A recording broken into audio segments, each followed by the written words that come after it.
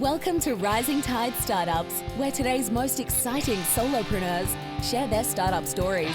They also deliver tangible strategies that they would implement personally if starting their business over today. Each episode is a startup masterclass. Make sure you take notes. Take it away, Kevin. This is Kevin Pruitt with Rising Tide Startups, and my guest today is Isabella Liu. Bella, thank you for joining us on Rising Tide. No problem. I'm really honored to be here. Thanks so much for inviting me, Kevin. Hey, it's my pleasure to have you, and we connected on LinkedIn quite a bit ago, and we've had some discussions back and forth. I just appreciate you coming on. So tell our listeners a little bit about Bella. Definitely. So my current business is Invincible Co. I'm a business coach and I help people to start their own online profitable and sustainable business. My background has been in startups, venture, capital, marketing, and digital media. And it's just something where I've been able to really put together all of my interests into a business that really empowers people to live their best life. Now, your background says San Francisco, but I think you actually live in a place that's probably even prettier than that. So where are you right now? I'm in Sydney, Australia. So Sydney, Australia. Yeah. So I grew up here. I traveled from about 17 to 22. I lived in Europe, Canada for 2 years, and all across Asia, volunteering and teaching English, doing UNESCO, Model UN, all sorts of things. And I got to this point in my life where I felt like I'd reached that level of success that we were really after. And I was in a 6-figure salary job. I'd bought a house at 20. I had done so much on scholarship, and I felt like I really wanted to be able to do something for me that was just for me, and not because of external validation, not because of reputation management, but really because I wanted to have a direct impact on other people's lives. And I started Invincible Co because I was waking up every day feeling so invincible, and being able to take people through that process was amazing. And I just found how easy it was to start your own business. I think I started my own business in 3 hours. Wow. I launched my website in an hour. I got my first 10 clients in 2 days, in 48 hours. And I just kind of grew from there. It was all through referrals. For my first 2 months, I had 40 clients, and it got to a point where it was great, but it was also so unsustainable. And I didn't have like a system and a way of doing this so that it could really take me to where I wanted to be. And that's kind of where I found the space of business coaching. And it just really clicked for me because I was able to help people monetize their passions. I was able to help people with the digital marketing and the strategy side of it, and be able to like build something that someone was really proud of and actually know the way to go about it. Because the thing in business is it's so hard to focus. So being able to really help someone keep accountable for their actions, for their deliverables, to move their business forward, it's been so empowering and really great to be there on that journey with them. So how long ago did you start Invincible.co or Invincible Co? Yeah. It's only been 6 months actually. So last November I started, after I was made redundant from my job late October. And in 2 weeks I started this business. It wasn't something where I was like, I want to start a business. What should it be? It was just like really waking up every morning feeling so happy. And I was like, I need to help more people feel like this. Like, why doesn't everyone in the world feel like this great? And just it really like happened quite naturally, and being able to take people through this process of changing their mindset, of spreading positivity. I started writing my book, and all these opportunities started coming up, and it was just this really amazing journey so far. Yeah. So how old were you when you started your company? I was 22. So now I'm 23. 22 years old. So we're talking been through uni, been through all these trips abroad. Were you working in the corporate world? I mean, when did you start? I mean, it's amazing how much you've packed into 22 years of life here. Yeah.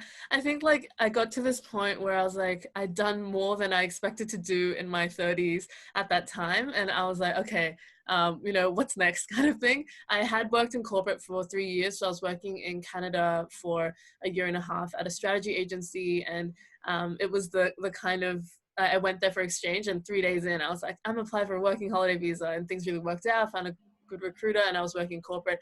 And I came back here, I was working at a branding agency, and they were amazing. Like I'd done the full startup, working with working with a startup here in Australia as their third employee and seeing them grow from 2 physical stores to 20 stores in 8 months. Wow.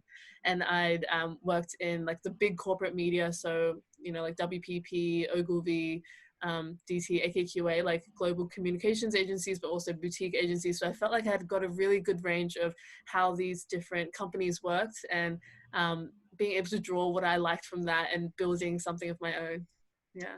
I mean, the way you describe this, it sounds like you just walked through about 10 years of life experience, and you did this in about, what, 18 months, 24 months, something like, I mean, just amazing how much you have packed in. So when you say you were made redundant, was this because there was a downturn in business cycle for the company, or what generally precipitates the redundancies in Sydney? Mm-hmm. I think with the redundancies, we had a boutique agency. It was about 15 people, and they did a total restructuring of the business in terms of what they wanted to focus on. And my specific area, which was digital media, it wasn't getting as much interest at that time. And I totally understood, because really, like, a big part of business is being really clear on what you want to focus on and kind of being able to take the right steps forward. So I completely understood, and we're still on really good terms with my company and my old bosses. So there were a few of us let go. I think it was three to five of us, and we all kind of moved on to new things as well. Yeah. So take us back to that day. That day you walked out of the agency, carrying your little cardboard box of all your possessions, walking to your car, getting ready to go home. You're thinking, what am I going to do next? Or were you like, wow, what an opportunity? I was actually super excited. I was like way positive. There's a LinkedIn post that I made that went viral, and it was my last day of my job, and I was holding bags in my hands, and it was basically like I was like, I'm so excited for the opportunities to come. And that was this really big turning point for me. I could have definitely been like, oh my god, this sucks, I need a job, but it was this feeling of, I have so many possibilities in life, and I know I'm going to find what I love. And this kind of mentality brought me into the most amazing experiences those next 2 weeks. I really started doing things for me. I really started to stop making excuses. I'd always be like, after coming home from work, I'd be like, oh no, I don't have time for that, or I need to, rest and get ready for the next day. But I just got rid of all those excuses, and I started doing things for myself. And that's really when I found my purpose. And I started doing a lot of speaking events on how to live life with purpose. And I even was on a big radio show in Australia on redundancies. Like, so many opportunities just started coming up because I was able to let go of what society expected from me and what I really wanted to do myself. Yeah. So tell me about, like, family and expectations other people had of you. What did those that were closest to you, what did they say when you said, you know what, I've been made redundant, but I'm just going to start my own thing? You know what? I think a big part of business is, like, a big part of going in this entrepreneurial journey is the people in your life do change a lot. And that's something that no one really tells you. Like, everyone who used to get along with, like, you realize that, the way of thinking is a bit different. Like, even though they'll support you from afar and they're like, wow, great job. It's like, when you go into business, you kind of start making friends that are all in business as well. They're all on their own entrepreneurial journey, and like, you get to support each other in a really special way. And I think there's just something in that when you find your tribe. Like, I'd always thought, oh, I don't know where I belong, but then it was because I wasn't even that person myself. And once I started to really come into this journey, I've met so many amazing people, such as yourself as well. And it's really just been this massive growing curve of actually being able to be surrounded by the people who are going to lift you up. In terms of my family, they've always been so supportive of me, and they're really just happy if I'm happy. My dad's also an entrepreneur, and he has his own businesses. So I think it's definitely run in the family before me.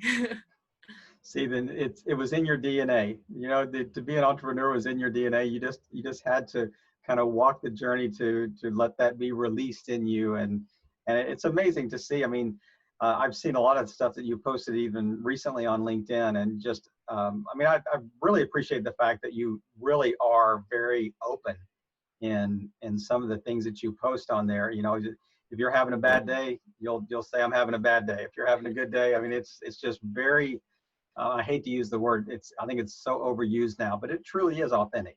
I mean, it really is authentic. It's not like, you know, fake authentic. It really truly is, you know, just who you are, and it just comes through in the things that you post. So walk us through like a typical day. I mean, I know that when you started it, you were just overwhelmed with new business, but that tends to, it's almost like you go through your family and friends and your network, and then all of a sudden, then the real work starts after you've kind of gone through that initial, you know, the initial, I guess, Rolodex, so to speak, that you have, you know, or you know, all the business cards that you have, and now you're having to come up with this on your own. So tell me what does it look like now compared to the first 2 months or so? Definitely. I really structure out my days in terms of what my main focus is for that day. The biggest part of having a business is really being able to focus and having a schedule that works for you. And I think this is something that comes up a lot with my clients as well. So I'll have, you know, a full day. Like most of my time right now is just working with clients because I have about 12 clients at the moment, and that's really enough for me to be on client calls like daily. But I have a lot of my systems have been automated, so being able to outsource what doesn't give me energy, and being able to really structure that in a way so that my business is sustainable, right? Like first off, having a profitable business because it needs to make money for it to be a business, but then also just having sustainable systems in place because you want it to be something that can last for a really long time. And that's what I found has been the two main pillars for me, my business, and also my clients' businesses as well. I love that. And it's interesting. I mean, I've interviewed a number of, like, you know, business coaches and, you know, startup consultants, and one thing that always interests me about, especially if you focus on people with really early stage businesses, that, you know, it costs money to hire a business coach. But the one thing that a lot of startups, or especially bootstrap startups, do not have is money. So how have you navigated that with clients? I mean, your services are, I mean, I've seen that your pricing structure, and I mean, somebody that's literally just getting started that has very little money, I mean, that's not kind of who your ideal client would be. So who, I guess, describe your perfect avatar, you know, the perfect client for your services? For sure. I feel like there's a funny thing with money, and I think money is definitely a relative kind of aspect. Like I remember going to a launch, and it was for my university's like a Master of Innovation, and they asked me to be on the panel, and I thought it was really interesting that this MBA was about like 50 plus grand for the year, right? And really like learning the whole aspects of what it takes to have a startup. But at the end of it, like none of these like 20 or 30 recipients even had their business. And I think like the thing with having a business coach is you're taking the practical steps to actually start your business. And a lot of the time, all of my clients have actually had a really good success rate in terms of being able to launch into 5K plus clients throughout their first kind of month together with me. And it's really about going into the space and understanding the value of what you provide at the end of the day. It's not about like the price point, but it's really what are you able to give your client at the end of that time together. And my ideal target audience is really service providers, coaches, and consultants. So a lot of my first early clients were financial planners who wanted to get into wealth consulting or wealth planning. And that was a really interesting space that I helped a lot of people kind of start up their business and go into business efficiency operations. But right now I work with a lot of like digital marketing specialists, web designers, strategy, brand strategists. And that's been just like a really cool journey that I think like what I love about this job is you're able to problem solve on the go, and you're able to learn so much about all these different industries. One of my clients is actually a Forex trader as well, but like it's just like, it's a really cool space to be able to help all sorts of people. And there are the same digital strategies put in place. It's all about online business. You think you know until you get into it, and it's like, wow, it's a completely different field. So yeah, it's been a really cool journey. So it's interesting. So let me ask you about, are you familiar with the book, The E-Myth? Have you ever read the book, The E-Myth? Oh, I think I've heard of it before, but tell me a bit more. Well, just the basic premise is like, how do you move from working in your business to working on your business? So you move from like an employee to actually an owner of your business. So it would be easy to as a business consultant to really help other people run their business as well. How do you balance running your own business well at the same time? That's definitely a struggle that I've experienced throughout. It's like sometimes I'll feel like, okay, my clients are doing really well, and then I'm just like all completely, like working on my clients, and I don't know what I'm doing for my own business. And so far, like recently, I've really gotten a good balance of knowing exactly what tasks I need to create for my business, and having the steady consistency of like, okay, each morning, this is my 2 hours that I work on my business, and then like 5 hours that I work with my clients, and then 2 hours to kind of come back and work on my other fields as well. And like it's really the sense of being able to break it up and know exactly kind of how you want to structure your time, because if you don't have structure, it's so easy to just completely fall back and not really know where to go from there. So definitely it's kind of, yeah, it's definitely part of the struggle that we go through. And being responsible for other people's businesses, it's a different type of experience as well. Yeah.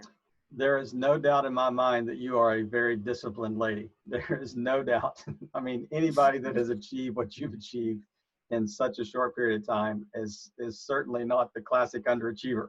So I mean, I applaud what you've done up to this point, and I'm just really anxious to see what this looks like in the future, because I can even kind of mind map your future roadmap here, that you're going to build this to the point that you're going to train other people to kind of do some of the services that you're actually doing right now, and that's probably in your 3 to 5 year vision anyway. But tell me, go and find the best day that you can remember since you've launched your business. Walk us through that day. What did it look like? I think it's really when my clients get the results that they deserve in their business. Like every time I get a new client, I'm like, okay, awesome. Like, but I see it more as a challenge. And I've had some really big wins for my clients, including one client who has a financial planning service. They're able to grow their business 500K revenue in 3 months. And that was such a big win for me, like just from tweaking certain digital strategies and what they really needed to achieve in their life. But that means just as much to me as a first client getting their first 5K 5K client. It's really about like putting yourself out in the world and making this direct impact on other people's lives. I think having that really clear balance of what I want in my life, like that's always been a goal of mine, is just to have balance, and being able to wake up and have time for myself and go for a walk and spend time with my family, and then also giving back and working on my business, which is what I absolutely love, and then working on my clients' businesses and being able to problem solve. Like it's just every day feels really amazing in that way. Yeah. I mean, I certainly can understand why that would make you smile. And like you said, it doesn't matter if it's somebody making $500 or 500,000. It really is the journey. It's the as some people might say, it's the hunt. It's the process that you go through to see just results. It's the strategy to get there. It's not really necessarily the end result, but. And actually, it's funny because after I get off of this chat with you, we're going to have an online hackathon. So I have 4 of my entrepreneurial friends, then we're all going to jump on a Zoom call, and from start to finish in 2 hours, we're going to come up with a business idea. And and launch it. And I'm just, it Nice. gets in your blood, it's just one of those It's things really cool. you just love to do. And I, normally people take weekends, and we're going to take 2 hours because that's about all people can stand to be on a Zoom call. But beyond that, I'm just really looking forward to it. So if there was Yeah, something that if you could go back, say 6 months or whatever, what would be one thing that you wish you knew before you launched your business that you think would have made an exponential difference now, that 6 months later? What is one thing that you think, man, I wish I would have known this when I started? I think really having your foundations right. So within that is knowing your business plan, knowing your pricing strategies, and being sustainable in that model. Like that was something that I had no clue of when I was starting my business. And it all comes together, right? Like really knowing your target audience, niching down. And this is all the steps that I take my clients through. And when you're able to build the mindset of just enjoying that progress, right? Enjoying the steps every day. You can't be so hung up on I guess that outcome, and you just have to put yourself out there and really trust in the process of getting it done. I think that's definitely the most important parts. Yeah. You think it's, I mean, from your standpoint of, people you've coached and you've and even people you haven't coached that that are in your, say, your network or your social circles, how important is passion for the product or service that you are trying to sell? How important is that? Is that high on the priority list, or does it really matter? It's it's definitely high because you need to really know your why of why you're going into business, right? Like you really need to know exactly why you're doing this. It can be for a personal reason. It can be for your family, or to, like for me personally, it's to inspire others. And I think like this is a big part of my journey and what means so much to me and why I can't stop. And there are going to be really tough times in your business, and that's something that you need to be able to come up against and go over that hill. And when you don't really know your why, you don't know what, like, if this passion means that much to you, then it's really easy to get bogged down, and it's really easy to feel like you can't kind of continue going on that journey. So definitely a passion for what you do, and why you're why you're even on that journey in the first place. But really being able to give back, like at the end of the day, the quality of your service is going to be the most important, and your customers always have to be at the key of your business, because that's the people you're serving, and that's what's going to lead your business into the long term like plan for you. I love the way you kind of, circled that one, and the whole idea of being passionate about it, so it can kind of get you through the tough times, because there will invariably be difficult times that you're going to face. There are going to be downturns. There are going to be, COVID-19. There's going to be, all kinds of things that you're going to face. And it's actually a perfect segue, because I told you before we started recording that, I really wanted to kind of drill down near the end of our chat about, about the current state that we find ourselves in globally. And I'm just curious, how's your business been affected in, at this time of coronavirus? What have you seen in the last couple of months, and what are you doing to kind of weather this storm? Mm-hmm. I think the thing about online business is it wasn't so affected by Corona. It wasn't affected too much by COVID-19. And I think that's like really being able to have a business that is virtual and have a business where you can operate from anywhere. It definitely makes a difference. And I think that's really where our world is moving towards as well, a more of a virtual workplace. I think in terms of being on top of it for COVID is making sure that you are adapting your business according to how people are reacting and how people are engaging with content. You need to be a lot more caring and understanding in your copywriting. You need to really be more sensitive to people's situations and what is going on, and even just using COVID in your marketing to keep it relevant. I think there is a lot of people who are really on top of it and being able to adjust according to that, and those are the ones who are coming out the strongest out of all this. Have you seen any impact in your business at all, or has it pretty well been steady through this period of time? My business has actually been pretty steady. I have launch periods, and I have phases where I'm more active and phases where I'm more passive in my business. So Hmm. really sticking to that has led me to have a really sustainable business overall. April and May were actually my strongest months so far. So that's kind of when all this went down. So it hasn't affected me too much, but I know that it's definitely changed the way of business, and being able to be there for my clients extra in this time, because it is quite a distressing situation for a lot of people. So being able to put that extra effort in, and be able to take them through it and calm their minds, like that's a lot of how it's affected me I, in my I mean, I business. love that. I love the way that you put that. And as I mean, it's amazing that, how you weathered this difficult period, because I mean, I think that, I think we have somewhat maybe peaked a little bit.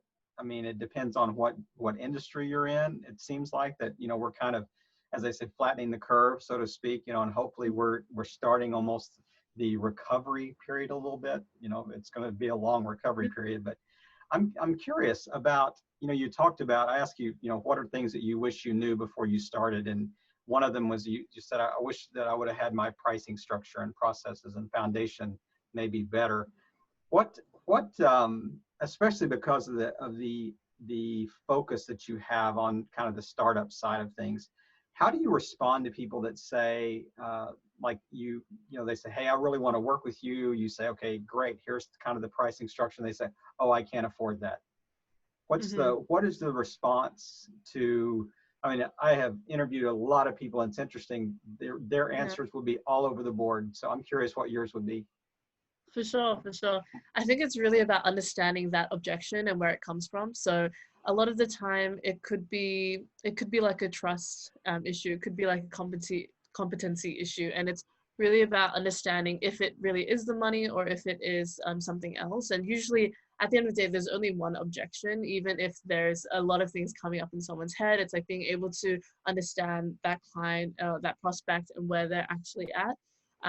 Of course, like in terms of money, there's always something that you can figure out. If they really do want to work with you, that's something that you can kind of sort out together. But if the problem lies somewhere else, then really digging deeper into what that objection might be and how you can eradicate it from where that specifically is, versus just taking it from what they're saying. Yeah. I love that. I mean, so how would you, so if I'm your client, I say, I'm sorry, I just can't afford that. What would be your next response? Mm-mm. I think it really depends on the situation. Like I have um, a system that I take my clients through to really to really help them help them like understand their prospects, and it's just about you know, like making sure you check off all the steps before you even get into pricing, because if Mhm. they don't believe that you have what they need or the value isn't there, then no matter what price it is, it's not going to really make a difference. So in terms of pricing, it could be, you know, if really at the end of the day it is a pricing issue, it could be going to payment plans, and it could be building out a different structure. But at the end of the day, it's like if that trust is there, if the value is there, it's really never a problem of pricing. It's a problem of like lack of value.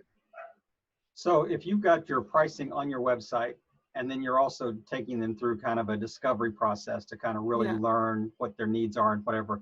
So if they already know what the pricing structure is before they go through the process, so Hmm. how are you overcoming those objections? I'm not trying to really drill down on pricing. I mean, it just seems like it's such an important issue, because especially for Hmm. people that are starting up and they're trying to find that, I mean, I'm an economics major, so that price equilibrium, that elasticity, that where people Hmm. will either buy or they don't buy. How do you navigate that with somebody? If, like I said, if they know it beforehand and you're still walking them through, are you in essence creating value through that discovery process and creating trust? Yeah. Yeah, definitely. So the discovery process, usually what that involves is just helping the client exactly where they are. Like, if I can provide value, even if they don't sign on with me, like that's not as big of an issue as just being able to help them like take their first steps to where they need to be in business. And that's like really the key priority of that call.